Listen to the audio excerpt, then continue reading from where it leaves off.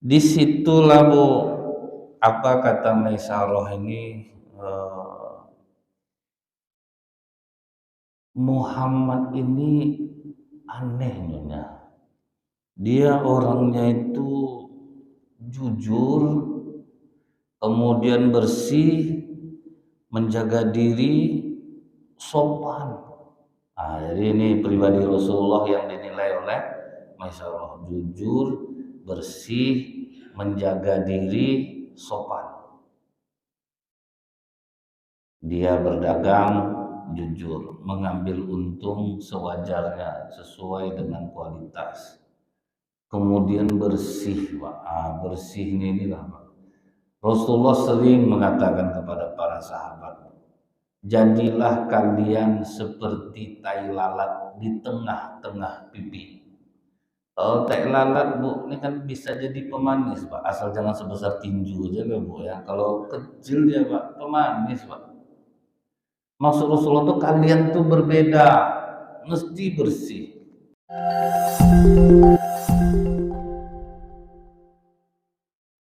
Di saat Rasulullah Shallallahu Alaihi Wasallam berusia 14 tahun lebih kurang Bapak Ibu. Waktu itu Rasulullah sudah tidak lagi mengembala kambing.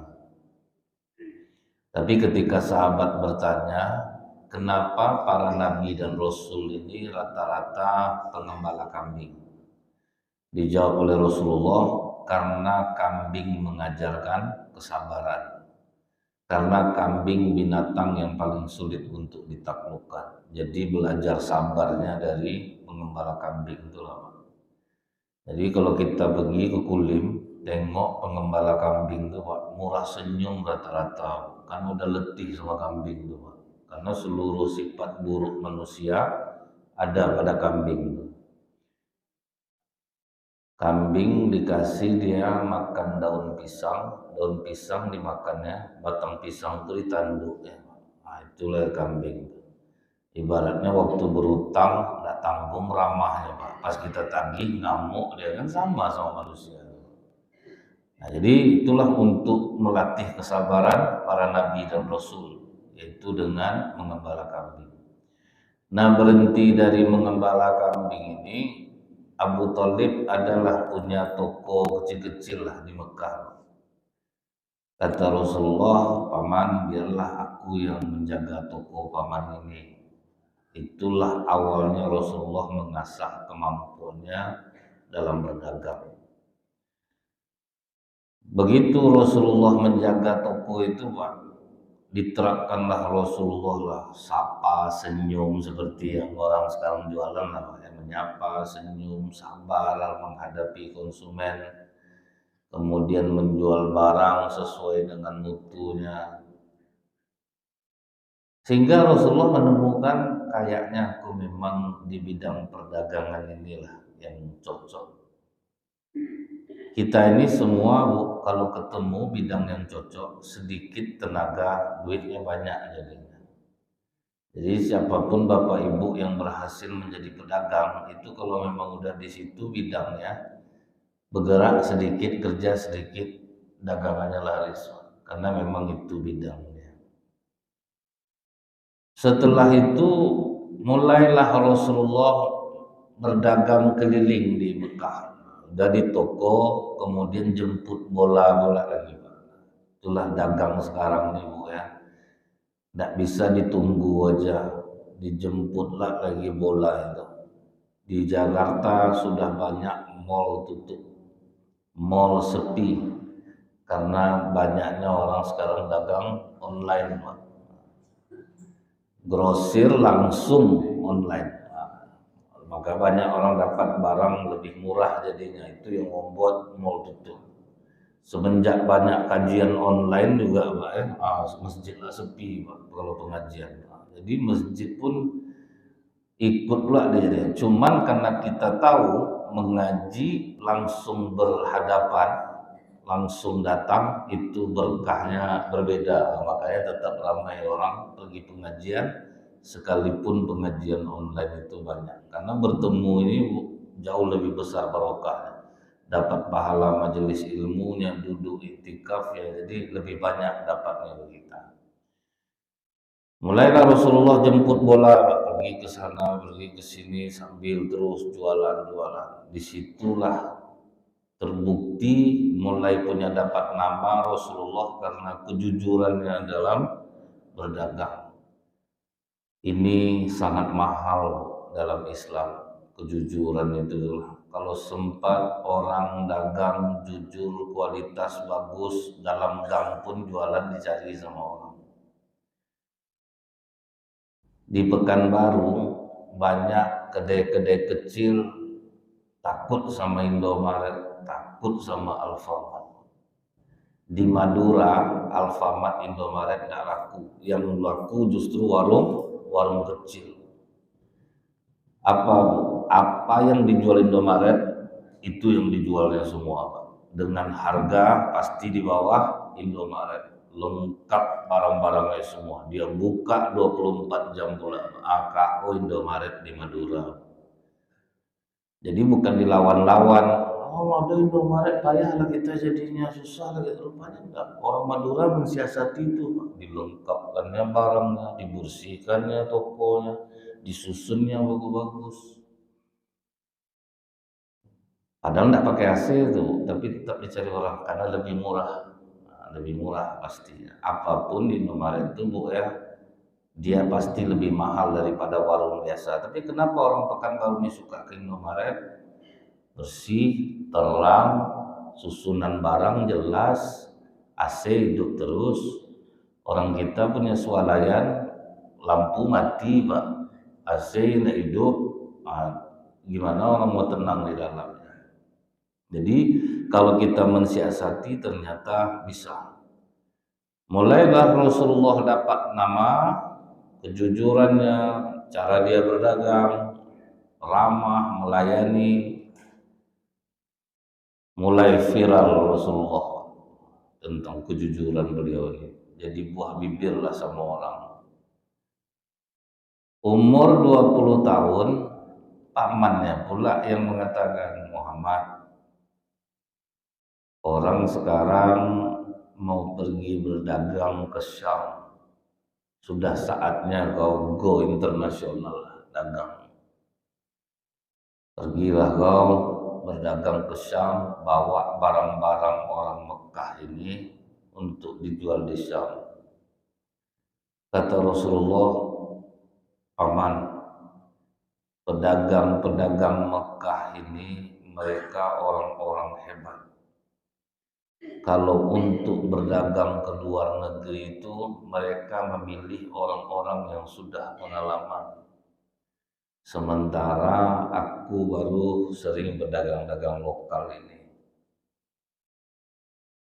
Kau coba melamar ke Khadijah. Kau kan udah sering juga bawa barang-barang Khadijah. Nah, jadi jauh sebelum Rasulullah dengan Ummul Mukminin Khadijah ini, Pak, Rasulullah udah sering juga bawa barang Ummul Mukminin Khadijah, dibawa jualan. Dan pengakuan Rasulullah, Ummul Mukminin Khadijah ini sering memberikan lebih kepadanya secara diam-diam, apakah itu makanan atau uang, karena ditengok Rasulullah ini berdagang memuaskan, ibaratnya sering dikasih bonus. Kita ke karyawan tuh Bu, kadang kalau dinaikkan gaji takut oke lah bulan ini bagus penghasilan, belum tentu bulan depan, makanya diganti lah disebut dengan bonus. Kalau rame kasih bonus. Cuman orang kita ini kadang kalau jadi bos itu Bu ya, betul-betul sehari karyawannya kerja sama dia, sehari itu harus kerja Pak, walaupun tidak bidang dia, sampai nyuci mobil bosnya dia juga, suruh nyapu rumah dia juga, padahal itu kerja ya. Itu kadang jahat orang kita ini. Saya udah pernah ketemu nih dengan pengusaha Pekanbaru yang seperti itu. Sholat rajin sedekah. Karyawan disuruhnya tinggal di rumah dia Pak, yang laki-laki. Bukan karena dia baik ngasih tempat tinggal, supaya bisa dia manfaatkan. Nyuci kolam, Cuci mobil, nyapu, minum air putih aja kami tidak boleh di rumah dia Ustaz. Wah terkejut saya, karena di masjid tak tanggung rajin sedekah. Rupanya sama karyawan sendiri pelit. Nah, ada rupanya yang macam ini. Nah, tirulah gaya Ummul Mukminin Khadijah. Banyak penjualan, kasih bonus. Senanglah orang sama kita tuh. Lehernya dikasihnya tuh, itu ibaratnya. Begitu kata paman Rasulullah ini, daftarlah sama Khadijah. Maka kata Rasulullah, maaf paman, aku tidak mungkin untuk pergi kepada Khadijah bertanya untuk membawa barangnya ke Syam. Karena Khadijah itu dia punya anak-anak buah yang tangguh. Kalau untuk berdagang ini, kalau untuk keluar negeri tidak mungkin aku yang dipilihnya. Kata pamannya, kau belum, kau coba lagi, udah mundur kau. Nah, sempat juga Abu Thalib berdebat dengan Rasulullah. Di mana-mana kita datangi dulu, nanti kita baru tahu masalahnya. Kata Rasulullah, aku itu yang tidak bisa paman. Kalau memang rezeki aku, Khadijah nanti yang akan meminta aku. Oh, sok betul kau Muhammad. Kita yang datangi pekerjaan itu, bukan kita yang menanti. Ya, tidak apa-apalah paman. Jadi Rasulullah itu mengajarkan kepada kita harus membaca situasi sebelum kita meminta pekerjaan. Contoh ini Pak ya. Rata-rata di Pekanbaru ini kerja itu berdasarkan koneksi, kenalan. Datang orang Pekanbaru, Bu, dibuatnya lamaran, habis duit beli lamaran, tidak ada diterima orang, ditengok orang pun tidak kadang-kadang. Tapi kalau kita kenal dia, ini anak si Anu, anak si Inu, itu baru Pak. Memang itu pula tempatnya tuh, memang harus kenal kita. Datanglah orang Bu, pergi cari kerja Pekanbaru, buat lamaran sana, buat udah habis duit 300.000, buat lamaran itu dipanggil pun enggak, saya kasih tahu sama dia. Selain kita memohon kepada Allah, kalau memang kita tidak ada koneksi di Pekanbaru, mohon sejadi-jadinya kepada Allah. Karena di Pekanbaru atau dimanapun, kalau tanpa ada kita kenal koneksi itu sulit. Tidak ditengok orang ijazah kita. Tapi kalau itu anak si Anu, itu baru dibedakan nanti. Nah, pakailah dengan cara seperti itu. Nah, kalau Rasulullah, kenapa Rasulullah merasa yakin, Bu? Aku berdagang jujur, aku berdagang murah senyum, aku sabar dalam melayani orang. Ya udahlah, biar aja aku di Mekah ini berdagang. Ternyata Bu, kalau orang yang seperti ini, pekerjaan yang akan mencari dia. Kalau orang jujur, berkualitas, kadang masa pensiunnya pun ditambah lagi Pak, tetap dipakai lagi.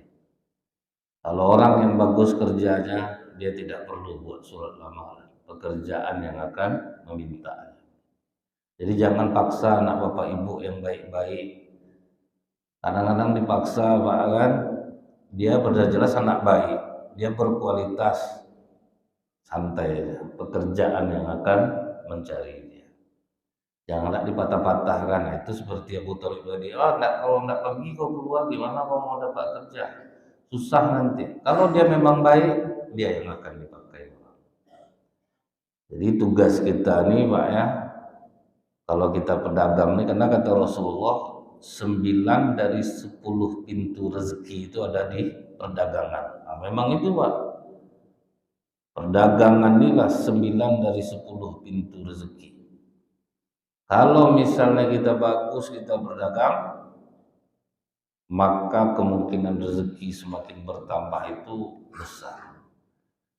Satu di pertukangan. Nah, kalau pertukangan itu dia lebih ke dirinya sendiri. Tapi kalau misalnya berdagang itu 9 pintu rezeki terbuka semua. Itulah dasarnya perdagangan. Setelah itu Bapak Ibu, Ummul Mukminin Khadijah ini ceritalah dia sama kawannya, aku kalau Muhammad maulah membawa dagangan aku ke Syam, kalau orang lain aku upah 2 ekor onta, kalau sempat Muhammad yang bawa dagangan aku 5 ekor onta aku kasih. Kita kasih dia fasilitas yang menyiapkan pakaian dia di jalan, makanan dia diurus, di mana dia menginap dikasih. Itulah ternyata betul Pak kan. Kalau orang jujur nih dicari orang, kemudian dikasih orang fasilitas. Pergilah salah satu suruhan Ummul Mukminin Khadijah pergi ke rumah Rasulullah, bertanyalah kepada Abu Thalib, paman Muhammadnya ada di dalam, ngapa? Nyonya suruh nanya ke Muhammad, mau nggak dia membawa dagangan ke Syam. Di situ terdiam Abu Thalib. Betul rupanya kata Rasulullah, kalau kita udah berkualitas itu orang nyari kita. Apa kata suruhan ini Muhammad? Kata nyonya, kalau kau yang membawa dagangannya ke Syam, kalau orang biasa kan dikasihnya 2 ekor onta, kalau kau 5 ekor onta. Terus nanti ada yang ngurus pakaian, ada yang ngurus makanan, pokoknya kau tinggal dagang aja lah. Nah, itulah enaknya Pak. Oke kata Rasulullah, deal Rasulullah. Artinya memang manusia ini kadang berbeda perlakuannya. Jadi untuk orang seperti Rasul, jadi tidak bisa samakan. Ada orang kadang di perusahaan Pak, kami dibeda-bedakan gaji ya, karena kita mungkin kurang berkualitas Pak. Itu sebetulnya. Kalau kita berkualitas pasti mahal. Macam kita lihat Pak ya, UAS tidak pernah menentukan tarif berapa dia kalau ceramah. Tapi Bapak Ibu tahu nggak kadang berapa sampai dikasih orang? Ratusan juta. Karena apa? Beda kualitasnya. Itu maksudnya itu. Ustadz Adi Hidayat beda, Ustadz Hanan Ataki beda. Jadi memang tidak pula salah Bu ya orang-orang membedakan itu, karena memang orang melihatnya dengan cara yang berbeda. Ini kadang karyawan agak-agak terkecil hati, segini dikasih ini, karena manusia itu memang berbeda perlakuannya, tidak bisa sama. Semakin dia berkualitas, semakin pula dia dihargai oleh orang lain. Macam Cak Lontong itu ya, sekali aja dia ngomong melawak 40 juta itu Pak. 30 menit itu Bu hitungnya per jam, 1 jamnya berapa gitu Bapak. Kualitas berbeda. Nah, jadi kita jangan iri sama orang, pantaskan diri kita, kita akan dihargai oleh orang. Itu sebetulnya. Jadi memang ada, kalau orang biasa 2 ekor onta, tapi kalau Rasulullah ini mau 5 ekor onta, beda perlakuannya. Dan ini pelajaran juga Bapak Ibu, kalau Bapak Ibu sebagai bos dalam perdagangan yang punya toko, anak buah jujur, perlakukan lebih. Karena mencari orang seperti itu susah Pak. Ini kadang kita punya orang jujur, kita manfaatkan pula Pak. Dia itu tidak jahat, kasih segitu diam aja dia. Lihat Raffi Ahmad menggaji orang kepercayaan dia, dibikinkan rumah 5 miliar, kendaraan dikasih apa. Masa kita yang orang agama kadang tak mau buat macam itu. Orang tahu agama, pelit ke karyawannya. Orang yang biasa-biasa dalam agama, tengok Raffi Ahmad tuh Bu, yang pembantunya nama asistennya Mary itu dari nol Raffi Ahmad sampai berhasil. Dan dia juga malah Raffi Ahmad menanya, berapa gaji yang kau mau? Dia yang menentukan gajinya Bu. Jadi kita kalau dapat karyawan jujur, beri dia mahal. Kapan perlu 2 kali lipat dari anggota biasa. Itu yang buat orang bertahan jadinya. Jadi karyawan jujur, perlakukan lebih, kasih dia lebih. Ini makin dapat orang kepercayaan, makin susah hidup orang tuh. Dia makin kaya aja Pak. tambah jauh bedanya tuh antara tuannya dengan apanya jadinya Bu ya. Saya terharu ada seorang pembantu yang dari bayi anaknya diasuh sama pembantu itu. Setia pembantu ini sama dia. Jadi pas pembantu ini pulang kampung, udah dikasihnya gaji Pak. Bibi ingat enggak dari susah saya Bibi jaga anak saya. Kadang enggak digaji karena saya susah penghasilan. Sekarang saya sudah kaya, Bibi tetap mendampingi saya. Tidak pernah ada Bibi berharap-harap lebih dari apa yang Bibi dapatkan tiap bulan. Sekarang Bibi mau pulang kampung, ini ada sedikit oleh-oleh kain untuk Bibi. Oh terima kasih Nyonya, dalam tas.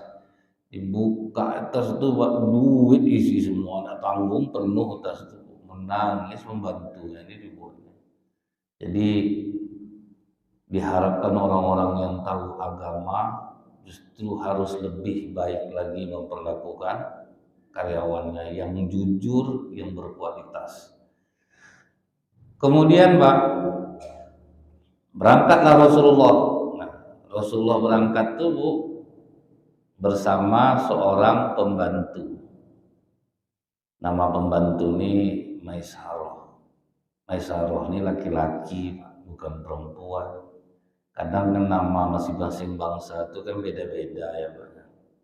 Kita di Indonesia ini aja biasa nama Rizki itu laki-laki, rupanya ada yang perempuan namanya Rizki. Jadi tidak pengaruh masalah nama. Dulu orang sampai gawat Rasulullah tuh jalan jauh-jauh sama perempuan namanya Maisarah. Tapi dia laki-laki. Nah begitu berdagang itu Pak, Rasulullah punya teori Pak dagang itu waktu di Syam. Dibiarkannya barang kawan-kawannya habis dulu Pak. Nah, dia tidak mau jualan. Sampai dia di Syam, dia tidak suka berteriak-teriak. Kalau rame-rame itu kan berteriak-teriak jadinya Pak. Makanya kadang kalau kita masuk pasar pusat dulu gelisah kita di sepanjang jalan tuh Pak kan, singgallah Kak, singgalnya kalian pekak telinga di karena apa namanya memang harus seperti itu Pak. Kan kalau dagang seperti itu kan memang harus seperti itu Pak, disambut orang singgah Kak. Berapa mau kenanya nih Kak? 350 aja tawar lah Kak. Kayak mana mau nawar Pak, barang 50.000 dikasih 350.000, kayak macam mana mau nawarnya? Nah, nanti kita tawar nggak bisa 200 nih, belum dapat lagi Kak. Tambahlah Kak 5.000 lagi, baru udah banyak tuh Bang. Pergi orang ada sini. Abang gila balik macam itu lah. Maka tidak heran saya kenapa sering kebakaran pasar-pasar nih Pak. Karena memang disitulah iblis menancapkan benderanya. Banyak kenapa mall jarang terbakar Pak? Mall orang tidak ada penipuan Pak. Harga barang ada, diskon sekian, silahkan beli. Tidak suka, tidak masalah. Tapi kalau di pasar-pasar itu kan tidak jelas kadang. Kadang macam merugi lah jualan. Janganlah kasih tahu ke orang Bang ya kalau segini saya jual, masalah ini tipis betul ini karena ada pecah telur, udah menipu. Padahal sebanyak-banyak lah banyak Pak kan. Ada ibu-ibu pengajian Bu dijualnya lah jilbab, bukan pengajiannya. Ini ya family suami saya baru pulang dari Abu Dhabi, jadi dibawanya lah jilbab nih. Berapa nih Kak? Itulah kalau kita karena kita sama pengajian ini saya tidak mau pula saya menjual sebetulnya. Jadi udah saya membantu aja nih, dia harganya rupiah kita 200.000, bisa bayar 3 kali Kak. Apa pula lah salah, bayar aja lah 50.000. Pertama menurut ibu-ibu pengajian tuh ibu ini pahlawan loh Pak, nih baik betul. Ada satu ibu-ibu jalan dia ke Ramayana jumpa jilbab tuh 35.000 harganya rupanya Pak. Sejak itu azab ibu tuh diejek-ejek ibu tuh. Ibu Abu Dhabi, ibu Abu Dhabi. Berapa malu itu Pak kan. Jadi itu kena ibu. Pasar sebentar terbakar, pasar sebentar terbakar. Menurut kita tuh bagus kayak gitu tuh. Untung dapat, padahal keberkahan hilang kan, tanpa kita sadari. Nah Rasulullah anti teriak-teriak Pak. Dibiarkannya lu lakulah barang kalian dulu, selesai barang kawan-kawannya habis baru Rasulullah jual. Jadi tidak perlu teriak lagi. Ini gini, ini barangnya ini kekurangannya, ini barang ini kekurangannya, ini kelebihannya. Jadi Rasulullah itu sangat mengenal barang dagangannya. Kita kalau belanja pandai orang tuh menjelaskannya, Pak, ini kelebihan produk ini, kekurangannya ini. Akhirnya enak kita belanja dibuatnya. Ini apa kelebihannya? Itulah Kak, nggak tahu pula saya Kak, ya bos yang tahu. Ada letih kita dibuatnya itu. Misalnya kita belanja pemasak nasi, bukan mereknya beda-beda, ada Pak kan, ada Miyako, ada Cosmos, ada Philips, ada Panasonic. Nah, kalau pandai orang tuh menjelaskan, enak kita beli barang tuh ya, Pak. Ini kok harganya segini, segitu pula ditaruh bos, segitu, itu hancur. Jadi kalau orang ingin mendapatkan berkah dagang itulah yang harus dijaga itu mutu. Kita kalau jalan darat Pekanbaru ke Jakarta, trauma orang makan di rumah makan Padang. Ngeri Pak. Pokoknya dihantamnya konsumennya. Makanya jerah orang sampai disebut sama orang jangan sampai makan di rumah makan Padang.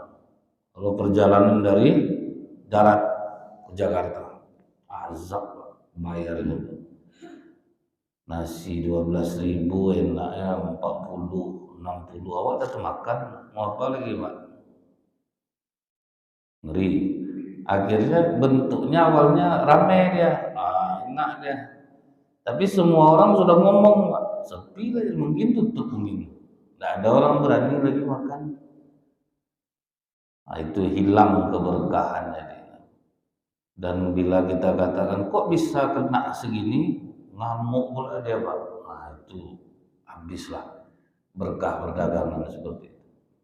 Nah Rasulullah habis barangnya, banyak labanya. Begitu pulang ke Mekah, nanti dibawa pula Pak barang yang dari Syam yang tidak ada di Mekah dibawalah. Jadi tidak ada meruginya pergi bawa barang, pulang bawa barang. Ada dulu orang Pekanbaru ini Pak, dibawanya anak-anaknya pergi liburan ke Jakarta sekeluarga pakai pesawat. Pulangnya dia beli mobil second di Jakarta yang dia tahu harganya lumayan sampai di Pekanbaru. Pulang darat Pak. Sampai Pekanbaru dibersihin mobil itu dijual, tertutuplah seluruh biaya operasional dia. Itu bagus tuh Pak kan. Jadi tidak ada ruginya. Pergi pedagang sini, nanti barang yang tidak ada di sini bawa ke sini. Saya ingat dulu kalau ke Bukit Tinggi itu apa yang saya bawa dari Pekanbaru? Teh perenjak, karena tidak ada di Bukit Tinggi. Itulah untuk biaya operasional bukan? Karena kita jangan salah barang itu kecil cuma Pak, tapi tidak ada di Bukit Tinggi. Pernah juga saya masukkan bantal ke Bukit Tinggi itu, dia ke pasar atas sama kampung Cina. Bantal Dakron, waktu itu tidak ada masuk di Bukit Tinggi. Kalau masuk dari Bandung harganya mahal. Jadi pakai kargo, kirim Pekanbaru, masukkan ke Bukit Tinggi. Wah itu dahsyat itu Pak, karena orang sana tidak ada masuk bantal Dakron. Pekanbaru udah ramai, udah banyak masuk bantal Dakron. Apa yang tidak ada itu yang dibawa. Jadi paling tidak Pak, tidak banyak keluar ongkos kita jadi. Nah, itu cara Rasulullah dibawa pula barang yang dari Syam, bawa pulang, dijual pula di di Mekah. Disitulah Bu, apa kata Maisarah ini, Muhammad ini aneh nyonya. Dia orangnya itu jujur, kemudian bersih, menjaga diri, sopan. Jadi ini pribadi Rasulullah yang dinilai oleh Maisarah, jujur, bersih, menjaga diri, sopan. Dia berdagang jujur, mengambil untung sewajarnya sesuai dengan kualitas. Kemudian bersih, Pak. Bersih inilah, Pak. Rasulullah sering mengatakan kepada para sahabat, jadilah kalian seperti tai lalat di tengah-tengah pipi.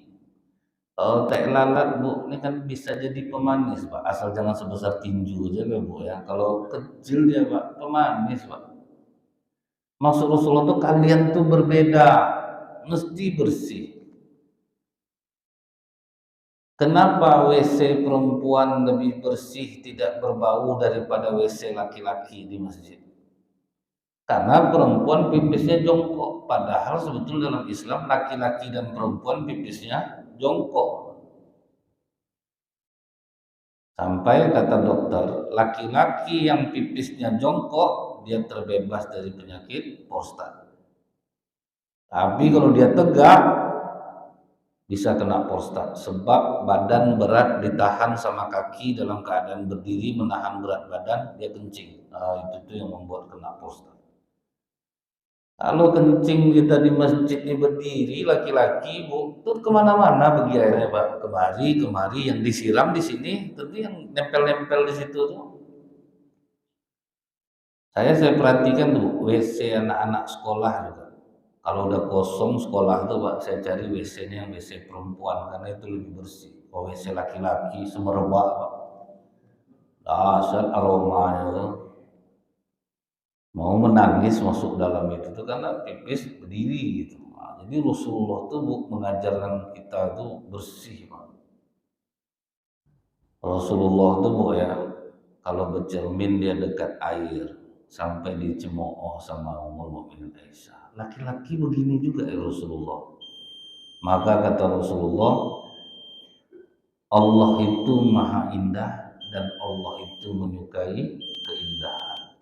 Kadang kami laki-laki ini Bu, karena udah laku rasanya, udah punya istri, kurang bersih ini Bu. Kadang tak mandi banget, ngantar istri ke pasar tuh Bu, pakai baju gengsi, tak mandi, muka bantal juga baru tuh banget, kusut. Sampai tuh saya gurau ini Bu, tak pahit rasanya di belakang tuh deh, pahit sebetulnya Ustaz. Tapi macam mana lah laki kita, aromanya tuh semerbak Bu kan. Tidak mau lagi dandan Pak. Makanya kata Ibnu Abbas, wahai para laki-laki, berdandanlah kalian sebagaimana kalian ingin istri kalian berdandan untuk kalian. Macam bapak ibu dia tengok bersih-bersih Pak. Gagal-gagal bapak, walaupun udah tua-tua nampak bersihnya. Ini kadang anak-anak muda berserak gitu. Tengok bapak subuh udah nampak wajah ceria bersih itu Pak. Itu enaknya kalau kita mengaji ini Pak, banyak kita tahu jadinya. Kalau enggak itu Bu, pusut masai, pernah saya ceramah di kantor. Pertama istrinya nanya Pak, saya enggak tahu tuh istrinya Bu, Ustadz bagaimana kalau suami kita tuh singlet-singlet aja dia Ustadz. Kadang mandulah kita bau badan busuk Ustadz, jarang mandi. Kita mau ngasih tahu segan lah kita jadinya. Saya jawab, seharusnya ibu komunikasikan sama suami ibu, karena kan dia suami ibu, bilanglah sama dia, mandilah bang, bersihlah. Orang ketawa, padahal saya serius Pak. Tak lama suatu laki-laki lagi nanya Ustaz, mau nanya Ustaz, apa hukumnya istri kalau ke kantor berdandan-dandan ya Ustaz, di rumah mandi jam 12 pakai daster robek ketiak Ustaz, bau bawang. Rupanya yang nanya pertama tadi istrinya Pak, yang nanya kedua suami, sama-sama kotor dua-duanya rupanya. Jadi inilah Islam itu mengajarkan kita untuk bersih.